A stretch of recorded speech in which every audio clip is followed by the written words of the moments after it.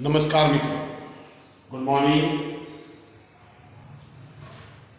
मित्रों। આપણે ગઈકાલે વ્યક્તિકરણ, સહાયક વ્યક્તિકરણ, વિનાશક વ્યક્તિકરણ, પદ તફાવતના સંદર્ભમાં સહાયક વ્યક્તિકરણની શરત, કળા તફાવતના સંદર્ભમાં સહાયક વ્યક્તિકરણની શરત અને એ પ્રમાણે વિનાશક વ્યક્તિકરણની શરતો નો અભ્યાસ મિત્રો આપણે કરી ચૂક્યા છીએ। અને ગઈકાલે મિત્રો આપણે માધ્યમનું એક એવું બિંદુ પસંદ કર્યું કે જેના ઉપર બે તરંગો સંપાત થાય છે, જેના વચ્ચેનો કળા તફાવત फाई એટલે એક એવું બિંદુ પસંદ કર્યું y1 = a cos omega t, y2 = a cos omega t plus આ બંને તરંગો વચ્ચે કળાનો તફાવત થાય છે। આવા બે તરંગો माध्यमना कोई बिंदु पासे संपातीकरण अनुभवे तो परिणामी स्थानांतर y = y1 + y2 બંનેનો સરવાળો કરે a કૌંસ cos omega t plus cos omega t plus c plus c આવું twice सीसी प्रमाणे एनु ने सोल्यूशन आप्યું અને એનું પરિણામ સ્થાનાંતર શોધ્યું y = twice a into cos pi/2 into cos twice omega t અને omega t plus pi/2 આ પરિણામી તરંગનો cos નો સહગુણક એટલે એનો કંપવિસ્તાર હતો। મિત્રો જે તરંગ તમે વિચાર્યું એનો કંપવિસ્તાર બંનેનો એક સરખો હતો, એટલે હું પ્રારંભની અંદર એની તીવ્રતા લખું તો I0 is proportional to a square હશે। પણ મિત્રો આનો કંપવિસ્તાર આટલો હોય પરિણામી તરંગનો, તો એની તીવ્રતા is equal to आना स्क्वायर बराबर है तो आनो स्क्वायर એટલે 4a² into cos સ્ક્વાयर 5/2 થશે। બંને સમીકરણોને આપણે ભાગી નાખ્યા અને આપણે આવ્યું કે પ્રકાશની તીવ્રતા પરિણામી તીવ્રતા I = 4I0 into cos સ્ક્વાयर 5/2। મિત્રો યાદ ગઈકાલે છે જ્યારે મિત્રો આપણે ફાઈની કિંમત 0 plus 2π 4π 6π and so on લીધી ત્યારે પ્રકાશની તીવ્રતા આપણને 4 ગણી મળી, મૂળ તીવ્રતા કરતા 4 ગણી મળી। મિત્રો એને કહેવાય સહાયક વ્યક્તિકરણ, અર્થાત જે તે બિંદુ પાસે સહાયક વ્યક્તિકરણ। पर जो फाई की कीमत पाई 3π 5π 7π एंड सो ऑन रचाती हो, आनो अर्थ मित्रों एवो थाय के जेते बिंदु पासे रचातो आ कड़ा तफावत छे, तो तमने कड़ा तफावत एवो मळे के 0 रे 2π रे 4π रे 6π रे तो आवा तमाम बिंदुओं पासे कायम माटे सहायक व्यक्तिकरण बचावे छे અને પ્રકાશની તીવ્રતા મૂળ તીવ્રતા કરતા તમને 4 ગણી મળે છે। હવે માધ્યમના એવા પણ બિંદુઓ હશે કે જે બિંદુઓ પાસે કળાનો તફાવત π 3π 5π 7π રહેતો હોય તો આવા બિંદુઓ માટે પ્રકાશની તીવ્રતા અહીંયા શૂન્ય થઈ જશે અહીંયા પાઈની કિંમત મૂકશો તો cos π/2 ની કિંમત 0 થાય, cos π/2 ની કિંમત. તો મિત્રો એ વખતે પ્રકાશની તીવ્રતા 0. તો આવા બિંદુઓ પાસે કાયમ માટે વિનાશક વ્યતિકરણ રચાય. જો મિત્રો આપણે સુસંબદ્ધ ઉદ્ગમોની સારી વ્યવસ્થા ન કરી શકીએ, એટલે કે જે તે બિંદુ પાસે કળાનો તફાવત સમાન અથવા તો કળા તફાવત અચળ જળવાઈ ન રહેતો, તો એવા સંજોગોની અંદર આપણે વ્યતિકરણ ભાર મેળવી શકતા નથી, અથવા તો જે વ્યતિકરણ રચાય છે એ બધું અસ્તવ્યસ્ત છે, કારણ કે કળા તફાવત અચળ જળવાતો નથી. બરાબર મિત્રો, ધ્યાનથી આ સમજજો. જો કળા તફાવત આ પ્રમાણે જળવાય છે તો આપણને એવા સંજોગોની અંદર સ્થિર વ્યતિકરણ ભાત મળે. એટલે જે બિંદુ પાસે કાયમ સહાયક વ્યતિકરણ થતું હશે એ બિંદુ પાસે કાયમ માટે સહાયક વ્યતિકરણ થશે, અને જે બિંદુ પાસે વિનાશક વ્યતિકરણ થતું હશે તો વળી કાયમ માટે વિનાશક વ્યતિકરણ થતું હશે. પરંતુ કળા તફાવતની અંદર જો ઝડપી ફેરફારો થાય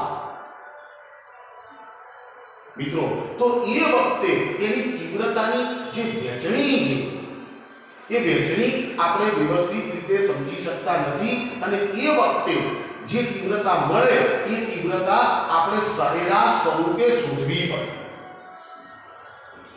કારણ કે તીવ્રતા જે તે બિંદુ પાસે કોન્સ્ટન્ટ રહેતી નથી. એટલે એ વખતે મારે તીવ્રતા સમજવા માટે મિત્રો આ સમીકરણનું મારે સરેરાશ લેવું. તો એવા સંજોગોની અંદર મિત્રો ઉપર લખું છું કે એની જે તીવ્રતા છે એ તીવ્રતા સરેરાશ of I is equal to 4I0 into સરેરાશ ઓફ cos square π/2 સૂત્રથી મળે.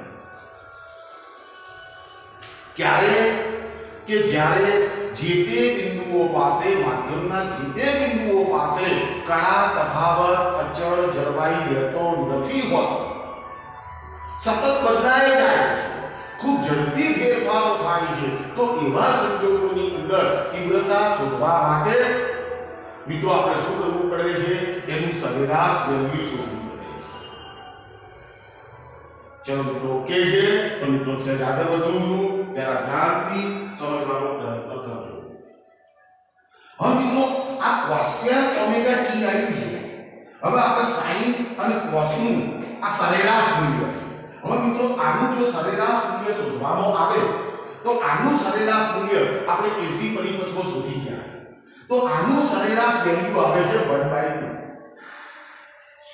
આની સરેરાશ કિંમત આવશે 1/2, અને સરેરાશ કિંમત 1/2 આવશે તો પછી આની કિંમત કેટલી થશે?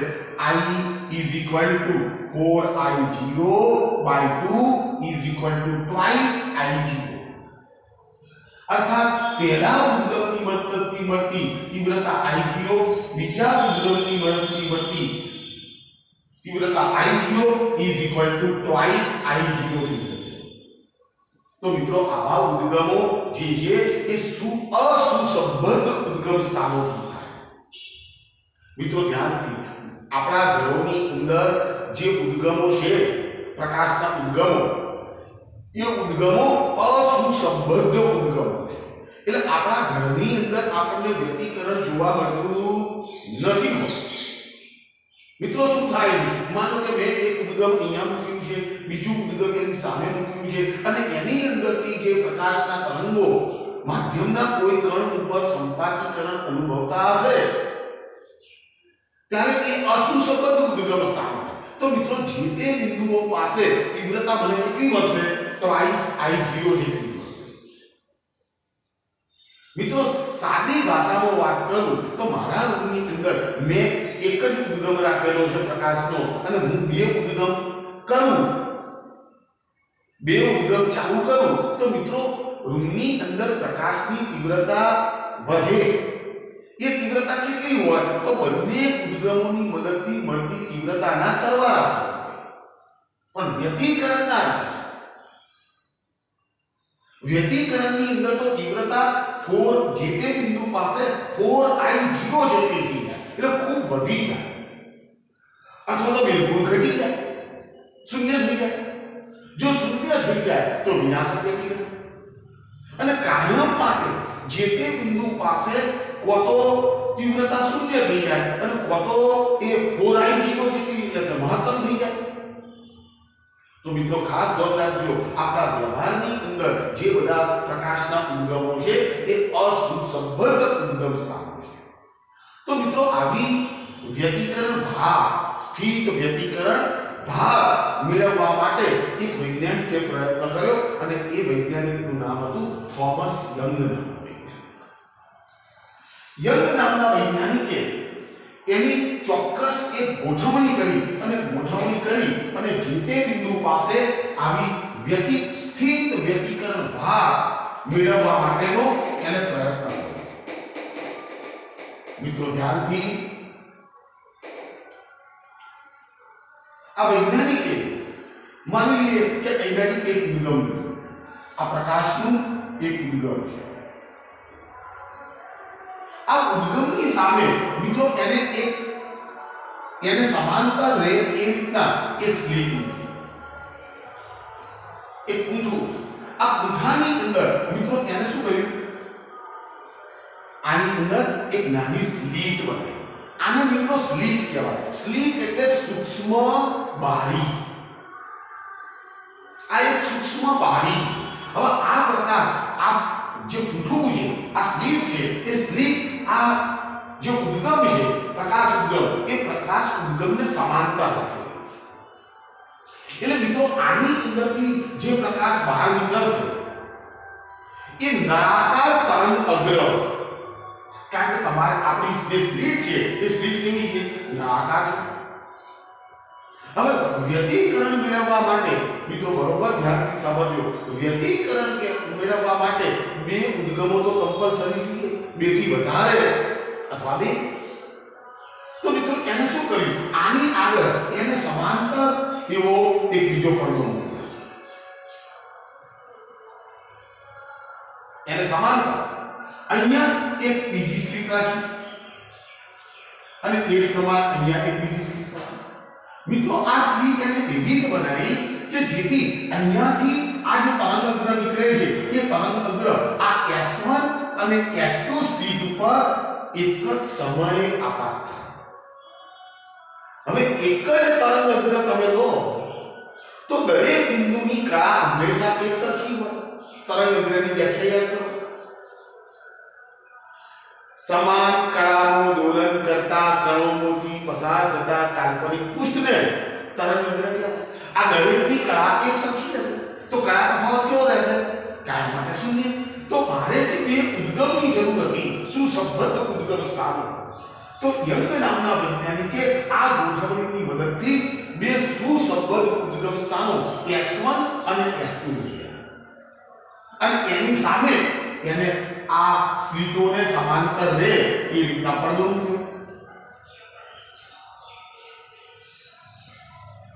હવે આની અંદરથી જે નળાકાર તરંગ અગ્ર નીકળે છે એ તો સમાન કળાવાળું છે. એટલે આના ઉપર જ્યારે એ તરંગો ભેગા થશે ત્યારે દરેક બિંદુ પાસે કળાનો તફાવત અચળ જળવાશે. કળાનો તફાવત અચળ જળવાશે અને જળવાશે તો પછી આ પડદા પર વ્યતિકરણ ભાગ જોવા મળશે. તો એ વ્યતિકરણ ભાગ કેવી હતી, તો મિત્રો વ્યતિકરણ ભાગ અહીંયા જરા ચિત્ર દોરું છું.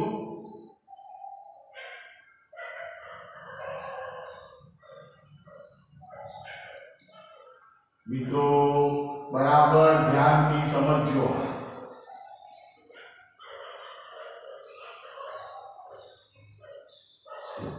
આવી વ્યતિકરણ ભાગ છે અને એ વ્યતિકરણ ભાગની અંદર જે મેં આ બ્લોક દોરેલા છે એને કહેવામાં આવે છે સલાક. જો એની અંદર મેં બ્લોક દોરેલા છે, વચ્ચે ગેપ રાખેલી છે, વચ્ચે ગેપ રાખેલી છે, ગેપ રાખેલી છે, તો મિત્રો આ જે બ્લોક દોર્યો છે એ પ્રકાશિત શલાકા એના પછી જે મેં ગેપ રાખેલો ધાર્યો એ છે અપ્રકાશિત શલાકા.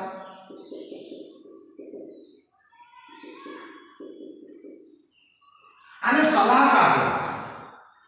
મિત્રો બરોબર ધ્યાનથી આ પડદા ઉપર જોવા મળતી જે ભાગ છે એને સ્થિર વ્યતિકરણ ભાગ કહેવાય.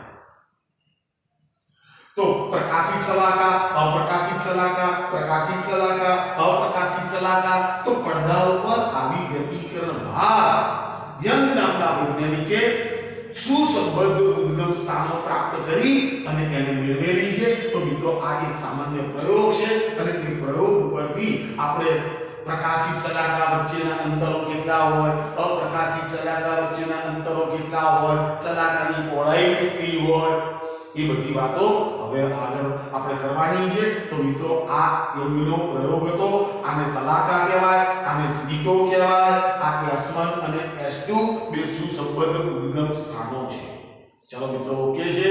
તો મિત્રો હવે આપણે જે પ્રશ્ન તૈયાર ચલાવવા જઈ રહ્યો છું મિત્રો, આપણે દરેક જણાએ એ પ્રશ્નને વ્યવસ્થિત રીતે તૈયાર કરવાનો છે.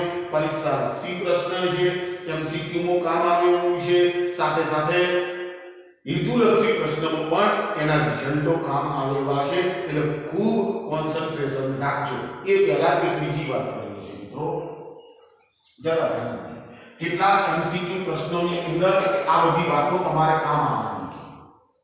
માની લઈએ કે મારી પાસે બે સુસંબદ્ધ ઉદ્ગમ સ્થાનો છે અને માધ્યમના કોઈ કણ ઉપર જ્યારે એ સંપાત થાય છે તો પહેલા તરંગનો કંપવિસ્તાર માની લો કે A1 જેટલો છે, બીજા તરંગનો કંપવિસ્તાર માની લો કે A2 જેટલો છે.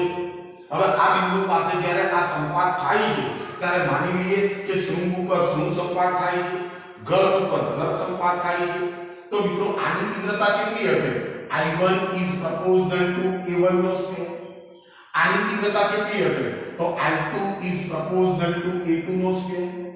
હવે શૃંગ ઉપર શૃંગ સંપાત થઈ ગયો, ગર્ભ ઉપર ગર્ભ સંપાત થઈ ગયો. તો મિત્રો પ્રકાશની પરિણામી તીવ્રતા I is proportional to A1 plus A2 whole square સૂત્રથી મળે. મિત્રો ખાસ ધ્યાન રાખજો. બરાબર છે? તો મિત્રો જો હવે આનું સાદુરૂપ આપું તો I is proportional to A1 square plus A2 square plus twice A1 into A2. આવું સમીકરણ આવશે. હવે આપણે જાણીએ છીએ કે A1 square I1 is proportional to A1 square. બંને બાજુ હું વર્ગમૂળ લઈ લઉં, બંને બાજુ હું વર્ગમૂળ લઈ લઉં તો I1 is proportional to A1 square ની જગ્યાએ I1 મૂકી શકું, A2 square ની જગ્યાએ હું I2 મૂકી શકું પ્લસ twice. હવે આનું વર્ગમૂળ લઉં તો અંડર રૂટ ઓફ I1, આનું વર્ગમૂળ લઉં અંડર રૂટ ઓફ I2, અથવા તો ભેગા કરી નાખું તો under root of I1 into I2. તો મિત્રો આ પહેલું જ સમીકરણ છે. કયું? I is equal to 4I0 into cos square pi by 2. આ સમીકરણ છે. જો બંનેના કંપવિસ્તારો માની લો કે એક સરખા હોય, બંનેના કંપવિસ્તારો એક સરખા હોય તો અહીં આગળ એની તીવ્રતા પણ સરખી આવશે. અહીંયા એની તીવ્રતાઓ પણ મને સરખી મળવાની. તો મિત્રો આ સમીકરણ આવું થઈ જશે. I0 is proportional to 2I0 plus 2I0 થશે. તો I0 I is proportional to 4I0 થશે. તો એ વખતે કણાનો તફાવત આપણે પેલો લીધો 0 2 પાઈ 4 પાઈ એવો કણાનો તફાવત આવશે. તો એ વખતે જે તીવ્રતા મળશે એ આ મેક્સિમમ હશે. તો મિત્રો એક સૂત્ર તૈયાર કરો. જો I maximum is proportional to A1 plus A2 whole square. I maximum is proportional to A1 plus A2 whole square. આ સૂત્ર અને આ સૂત્ર બંને મિત્રો એક જ છે. હવે જો એકનું ગર્ભ હોય અને એકનું શૃંગ હોય તો મિત્રો આ બંનેની બાદબાકી કરવી પડશે. તો આ સમીકરણની અંદર અહીં આ બાદબાકીનું ચિહ્ન આવશે. તો અહીંયા મિત્રો r માઈનસ થશે, આ માઈનસ થશે અને માની લો કે બંનેની તીવ્રતાઓ એક સરખી હોય તો તીવ્રતા I is equal to 0 થઈ જશે. પ્રકાશની તીવ્રતા અહીં ગણી 2 બધાની તીવ્રતા બે એક સરખી થાય તો અહીં ગણી +2I0 -2I0 I0 I ની કિંમત 0 થઈ જશે અને I ની કિંમત 0 કરવા માટે તમારે phi ની કિંમત pi 3 pi 5 pi 7 pi વિચારવી પડશે તો મિત્રો એ વખતે I minimum તો આ બે સૂત્રો લખી નાખજો I is minimum is proportional to A1 minus A2 whole square આ બે સૂત્રોનો ખ્યાલ રાખજો કારણ કે તમારા કેટલાક MCQ આ પ્રશ્નની મદદથી સોલ્વ કરેલા છે બીજી વસ્તુ એક આ સૂત્ર ખૂબ અગત્યનું છે બીજી વાત મિત્રો માની લઈએ કે બંને પ્રકાશના જે ઉદ્ગમો છે અને જે તે બિંદુ પાસે ભેગા થતા હોય ત્યારે તેની તીવ્રતાઓનો સેજ ડિફરન્સ બંને તીવ્રતાઓનો સેજ ડિફરન્સ તો એવા સંજોગોની અંદર I is equal to I1 plus I2 plus twice મિત્રો ધ્યાનથી I1 into I2 into cos phi આ સૂત્રથી તેની તીવ્રતા હું ફરી કહું છું કે બે સુસંગત ઉદ્ગમ સ્થાનો છે પરંતુ બંનેની તીવ્રતાઓમાં કંઈક ભેદ છે તો એવા સંજોગોની અંદર પ્રકાશની તીવ્રતા મને આ સૂત્રથી મળે કે જો phi એ જે તે બિંદુ પાસેનો કડા તફાવત છે હવે મિત્રો જો તમે સૂત્ર આવું લખો I બરાબર 4I0 એટલે એની અંદર બંનેની તીવ્રતાઓ એક સરખી લીધી તો આની કિંમત 0 આવવાની આ મૂળ તીવ્રતા આવવાની અહીંયા મૂળ તીવ્રતા આવવાની અહીં ગણી મૂળ તીવ્રતા આવવાની તો I is equal to 2I0 plus 2I0 into cos phi થવાનું तो I is equal to 2I0 कौंसમાં 1 plus cos phi થવાનું तो 1 plus cos phi I is equal to 2I0 into 2 cos square phi by 2 था तो I is equal to 4I0 into cos square phi by 2 તમારું એ સૂત્ર પાછું એટલે મિત્રો જો કેટલાક પ્રશ્નો સોલ્વ કરવા માટે તમારે આ સૂત્ર પર વાપરવું પડશે મૂળ સૂત્ર તો એનું જ છે બરાબર છે મિત્રો તો એક આ જરા ખ્યાલ રાખજો ચલો મિત્રો આપણે હવે જઈએ છીએ યંગના પ્રયોગમાં સહાયક અને વિનાશક વ્યતિકરણની જો મિત્રો હવે યંગના પ્રયોગની મદદથી આપણે સહાયક અને વિનાશક વ્યતિકરણની શરતો પદ તફાવતના આધારે મેળવવા પદ તફાવત મિત્રો ધ્યાનથી ચિત્રને બરોબર જો યંગનો પ્રયોગ કેવો અહીં ઘડી આ S1 અને S2 બે સુસંબદ્ધ ઉદ્ગમ સ્થાનો એને સમાંતર કેપિટલ D અંતરે એક પડદો રાખ્યો બરાબર છે મિત્રો આ લંબ દ્વિભાજક આ જે બે ઉદ્ગમો છે એનો આ લંબ દ્વિભાજક કે જે પડદા ઉપર મેં O સ્થાને બતાવેલો છે આ સ્લિટ કહેવાય પ્રકાશ ઉદ્ગમ સ્થાનો કહેવાય એનાથી પડદાનું અંતર કેપિટલ D મિત્રો બે ઉદ્ગમો જે મૂકેલા છે એમના વચ્ચેનું અંતર સ્મોલ બરાબર મિત્રો ધ્યાનથી સમજો બે ઉદ્ગમો વચ્ચેનું અંતર બે સ્લિટો વચ્ચેનું અંતર સ્મોલ d છે સ્લિટ અને પડદા વચ્ચેનું અંતર કેપિટલ D હવે અહીંયાથી આ લંબ વિભાજક દોરેલો છે આપણે એટલે અહીંથી આ નું અંતર d/2 થશે અહીંથી આ નું અંતર d/2 થશે હવે પડદા ઉપરના જે બિંદુ પર આની અંદરથી નીકળતો જે તરંગ છે એ તરંગ સંપાતીકરણ અનુભવે છે એ આ ઉદ્ગમ માટે S1 P જેટલું અંતર કાપે છે અને અહીંયાથી S2 P જેટલું અંતર કાપે છે P બિંદુ પાસે તો એમની વચ્ચે પદ તફાવત રચાવાનો બિલકુલ સ્વાભાવિક વસ્તુ છે કે અહીંયાથી જે તરંગ જાય છે એ તરંગને ઓછું અંતર કાપવું પડે છે આ તરંગને વધુ અંતર કાપવું પડે છે તો મિત્રો એમના વચ્ચે કંઈક પદ તફાવત રચાય તો મારે એ પદ તફાવત શોધવાનો અને એના ઉપર અને વિનાશક વ્યતિકરણની શરતો મેળવવાની છે। તો આની અંદરથી જે તરંગ નીકળ્યું છે એને S1p અંતર કાપ્યું હશે, આમાંથી જે તરંગ નીકળ્યું હશે એને S2p અંતર કાપ્યું હશે। મિત્રો જો મધ્યમાન સ્થાનથી પડદાના જે વિભાજક O બિંદુ પાસે સંપાત થાય છે ત્યાંથી આ P બિંદુનું અંતર મેં x ધાર્યું। તો મિત્રો હું આ ભૂમિતિનો ઉપયોગ કરી હું એમના વચ્ચેનો પદ તફાવત શોધી લઉં। ચલો કમ્પ્લીટ છે મિત્રો। તો મિત્રો ધ્યાનથી હું પદ તફાવત શોધું છું। તો પદ તફાવત શોધવા માટે જોજો મિત્રો હું શું કરું છું S2p નો સ્ક્વેર ઓછા S1p નો સ્ક્વેર ઇઝ ઇક્વલ ટુ હું શોધું છું। તો આ S1p કેટલું થશે એ હું શોધવાનો પ્રયત્ન કરું છું। તો S1p નો સ્ક્વેર જોજો મિત્રો અહીંયા S1p નો સ્ક્વેર। તો મિત્રો અહીંયાથી જો હું એક સમાંતર લીટી દોરું પડદા ઉપર તો અહીંથી r નું અંતર d/2 જેટલું થશે।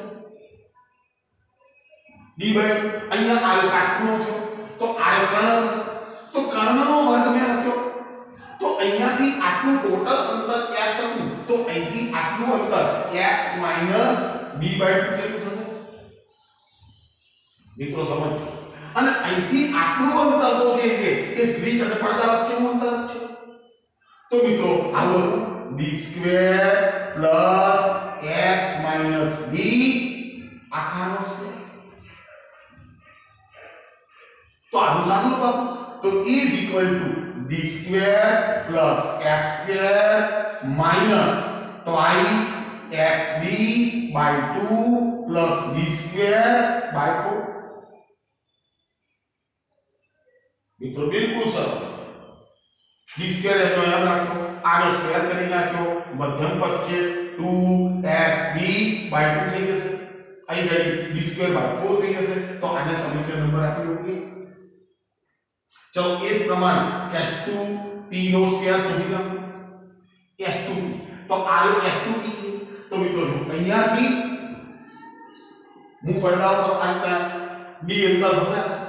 હવે અહીંયાથી P બિંદુ સુધીનું અંતર એટલે અહીંયાથી આટલાની પાછળ d/2 થશે। હવે અહીંયાથી આટલું અંતર તો x છે તો અહીંયાથી આટલું અંતર જે છે એ x + d/2 જેટલું થશે। મિત્રો સમજો તો પછી જો એક r કાટખૂણો જો r કર્ણ જો અને r તો d છે તો S2p નો square is equal to d² + x + d/2 નો સ્ક્વેર થશે। તો આનું સાદુરૂપ આપો તો d² + x² + 2xd/2 + d²/4 આને સમીકરણ નંબર 2 આપો। હવે આપણે શોધવું શું છે તો કે પદ તફાવત। તો હું અહીંયા જરા ધ્યાનથી S2p નો સ્ક્વેર ઓછા S1p નો સ્ક્વેર ઇઝ ઇક્વલ ટુ બંનેની કિંમતો મૂકી દો તો d² + x² પ્લસ આ બગડો ઉડી જવાનો xd + d²/4 અને પેલા માઈનસ કરી નાખો આ માઈનસ તો માઈનસ d² માઈનસ x² અને જો આ માઈનસ માઈનસ પ્લસ થશે બગડો નીકળી જશે પ્લસ xd અને માઈનસ d²/4 તો મિત્રો જો કયા પદો નીકળી જશે d² નીકળી ગયો x² નીકળી ગયો x² નીકળી ગયો d²/4 બંને પદો નીકળી તો મારી પાસે શું વધ્યું is equal to twice xd।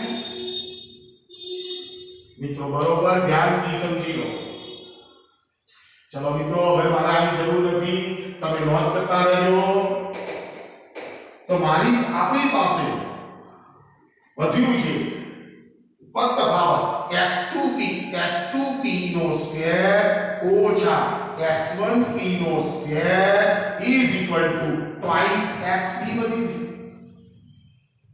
તો મિત્રો જો આ પાછો સ્ક્વેર છે x square minus y square, તો આવું થાય s2p માઈનસ s1p બીજા કૌંસમાં s2p plus s1p is equal to twice xd થવાનું.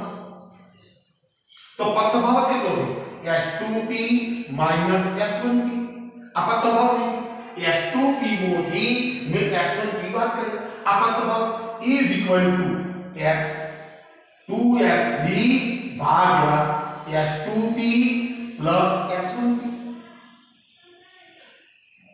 આવો પદ તફાવત થયો. આવો મિત્રો જો મિત્રો હું એવું વિચારું, બરોબર મિત્રો ધ્યાનથી સાંભળો, હું એવું વિચારું કે આ બે સ્લીટો વચ્ચેનું અંતર બિલકુલ ઓછું, બે સ્લીટો વચ્ચેનું અંતર d is much and much less than capital D હોય. આ સ્લીટ અને પડદા વચ્ચેનું અંતર છે. બે ઉદ્ગમો વચ્ચેનું અંતર, બે સ્લીટો વચ્ચેનું અંતર બિલકુલ સૂક્ષ્મ હોય.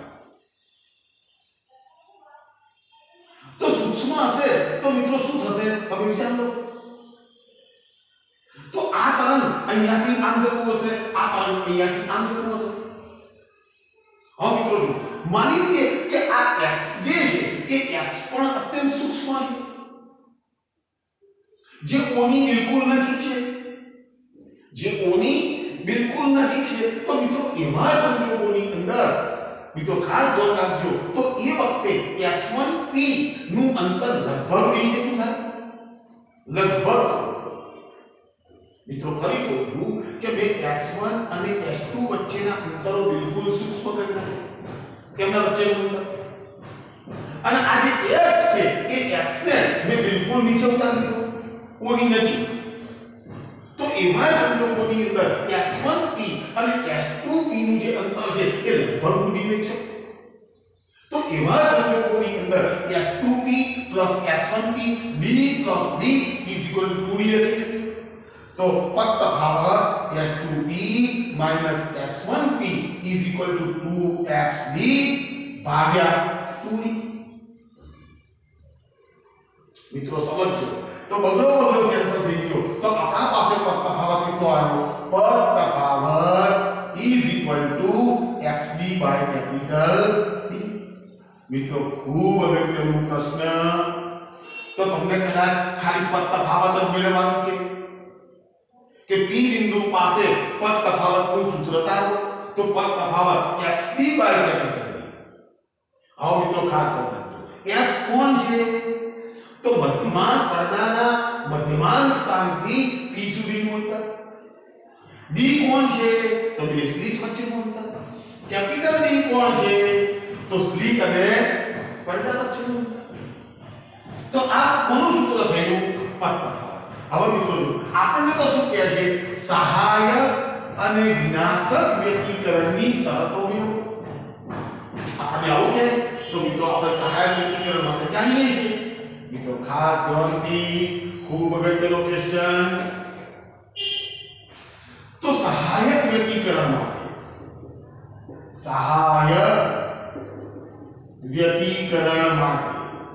હવે મિત્રો ધ્યાન જો પદ તફાવત જો P બિંદુ પાસે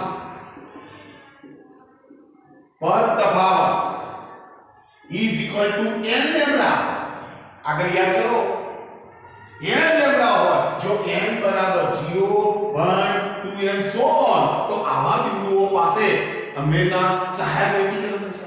તો પદ તફાવત કેટલો આવ્યો? xd by capital D. તો મિત્રો xd by capital D is equal to n lambda. જો n બરાબર 0 1 2 and so on, તો આવા તમામ બિંદુઓ પાસે સહાયક વ્યક્તિકરણ થાય. તો મિત્રો જો આપણે યજ્ઞના પ્રયોગ ઉપરથી સહાયક અને વિનાશક વ્યક્તિકરણની શરતો પદ તફાવતના આધારે મેળવો તો આ શરત થઈ. ચલો મિત્રો ઓકે. તો મિત્રો ઉતારતા રહેજો જરા.